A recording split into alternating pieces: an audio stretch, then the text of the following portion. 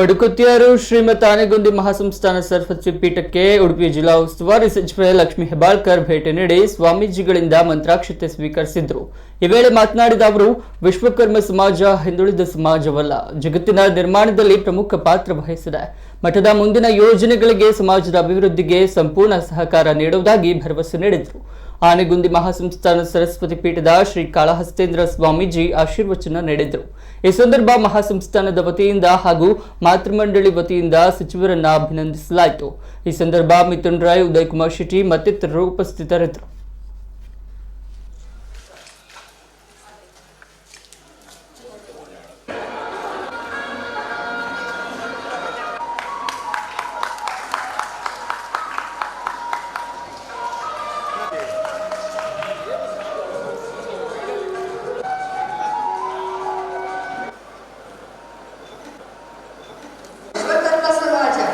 ವಿಶ್ವದ ಬ್ರಹ್ಮಾಂಡಕ್ಕೆಲ್ಲ ಈ ಹಿಂದುಳಿದ ಸಮಾಜ ಆಗಲಿಕ್ಕೆ ಸಾಧ್ಯ. ಒಂದು ಬಟನ್ ಒತ್ತಿದ್ರೆ ಗೂಗಲ್ ನಲ್ಲಿ ಮಾಡಿದ್ರೆ ಸಾವಿರಾರು ಡಿಸೈನ್ಗಳು ಬರ್ತವೆ. ನಿಮ್ಮ ಪೂರ್ವಜರು ಯಾವತ್ತು ಕಂಪಾಸ್ ಇರಲಿಲ್ಲ, ಲೈಟ್ ಇರಲಿಲ್ಲ, ಆ ಕಲ್ಲನ್ನ ಕೆತ್ತಿದ್ದಾರೆ, ಆ ಕಟ್ಟಿಗೆಯನ್ನ ಕೆತ್ತಿದ್ದಾರೆ, ಆ ಬಂಗಾರದ ಮೂರ್ತಿಯನ್ನ ಮಾಡಿದ್ದಾರೆ. ವಿಶ್ವಕರ್ಮ ಸಮಾಜದ ಈ ಒಂದು ಕಲೆಗೆ ಬೆಲೆ ಕಟ್ಟಲಿಕ್ಕೆ ಸಾಧ್ಯ ಇಲ್ಲ ಅಂತ ಬಹಳಷ್ಟು ಆತ್ಮವಿಶ್ವಾಸದಿಂದ ಜಗತ್ತಿಗೆಲ್ಲ ಶಿಲ್ಪಿಗಳು ಬೇಕು. ಮಗು ಹುಟ್ಟಿದಾಗಿನಿಂದ ಹಿಡಿದು ಮಸಣದವರೆಗೆ ಸಾಗುವ ಹಾದಿಯವರೆಗೆ ಯಾವ ಯಾವ ಹಂತಕ್ಕೆ ಅದು ಉನ್ನತಿಯನ್ನು ಕಾಣ್ತದೆ, ಎಲ್ಲ ಹಂತಕ್ಕೂ ವಿಶ್ವ ಬ್ರಾಹ್ಮಣದ ಕೊಡುಗೆ ಅತ್ಯಂತ ಅಪಾರವಾಗಿ ಮಾಡುವುದರಿಂದ ಹಿಡಿದು ಮಸಣದಲ್ಲಿ ಕಟ್ಟಿಗೆ ತುಂಡು ಮಾಡುವವರೆಗೆ.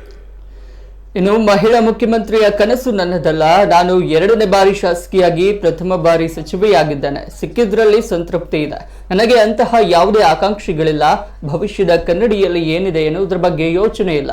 ಹಾಗಾಗಿ ಈಗ ಅದರ ಬಗ್ಗೆ ನಾನೇನು ಪ್ರತಿಕ್ರಿಯಿಸೋದಿಲ್ಲ ಎಂದು ಸಚಿವೆ ಲಕ್ಷ್ಮೀ ಹೆಬ್ಬಾಳ್ಕರ್ ಹೇಳಿದ್ದಾರೆ. ಪಡುಕುತಿಯಾರು ಆನೆಗುಂದಿ ಮಹಾಸಂಸ್ಥಾನಕ್ಕೆ ಭೇಟಿ ನೀಡಿದ ವೇಳೆ ಕಾಂಗ್ರೆಸ್ ಮುಖಂಡ ಮಿಥುನ್ ರಾಯ್ ಅವರು ಮಹಿಳಾ ಮುಖ್ಯಮಂತ್ರಿಯಾಗುವಂತೆ ಆಶೀರ್ವಾದ ಮಾಡಿ ಎಂದು ಕಾಳಹಸ್ತೇಂದ್ರ ಶ್ರೀಗಳ ಬಳಿ ಮನವಿ ಮಾಡಿರುವ ವಿಚಾರಕ್ಕೆ ಸಂಬಂಧಿಸಿ ಕೇಳಿದ ಪ್ರಶ್ನೆಗೆ ಅವರು ಉತ್ತರಿಸಿದರು. ಗ್ರಾಮ ಪಂಚಾಯಿತಿಯಲ್ಲಿ, ಜಿಲ್ಲಾ ಪಂಚಾಯತ್, ತಾಲೂಕು ಪಂಚಾಯತ್, ನಗರಸಭೆಗಳಲ್ಲಿ ಈಗಾಗಲೇ ನಮಗೆ ಪ್ರಾತಿನಿಧ್ಯ ಸಿಕ್ಕಿದೆ.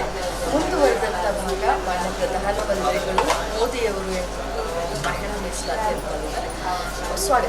ಮೇಡಮ್, ಈಗ ಮಿಥುನ್ ರೈ ಅವರು ಸ್ವಾಮೀಜಿ ಅವರ ಹತ್ರ ಮಾಡಿ ಅಂತ ಹೇಳಿದ್ರಿ. ಸೊ ಇದ್ರ ಬಗ್ಗೆ ನಿಮ್ಮೇನು ಹೇಳ್ತೀವಿ? ಬಗ್ಗೆ ಏನು ಹೇಳಲ್ಲ.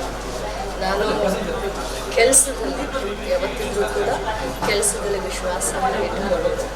2ನೇ ಬಾರಿ ಶಾಸಕಿಯಾಗಿದ್ದೀನಿ, 1ನೇ ಬಾರಿ ಮಂತ್ರಿಯಾಗಿದ್ದೀನಿ. ಏನು ಮಾತಾಡಲ್ಲ. ಭವಿಷ್ಯದ ಕನ್ನಡಿಯಲ್ಲಿ ಏನಿದೆ ಅಂತ ಗೊತ್ತಿಲ್ಲ. ಕೆಲಸ ಮಾಡಬೇಕು, ಜನರ ವಿಶ್ವಾಸ ಗಳಿಸಬೇಕು. ಕಾಂಗ್ರೆಸ್ ಪಕ್ಷದ ಸರ್ಕಾರದ ಮೇಲೆ ವಿಶ್ವಾಸ ಇಟ್ಟು ಜನ ಮತದಾನವನ್ನು ಮಾಡಿದರು. ನಮ್ಮ ಸರ್ಕಾರಕ್ಕೆ, ನಮ್ಮ ಮುಖ್ಯಮಂತ್ರಿಗಳಿಗೆ, ಉಪಮುಖ್ಯಮಂತ್ರಿಗಳಿಗೆ ಒಳ್ಳೆಯ ಹೆಸರು ಬರಬೇಕು. ಕೊಟ್ಟಂಥ ಖಾತೆಗೆ ನ್ಯಾಯ ಒದಗಿಸಬೇಕು. ಅದು ಒಂದೇ ನನ್ನ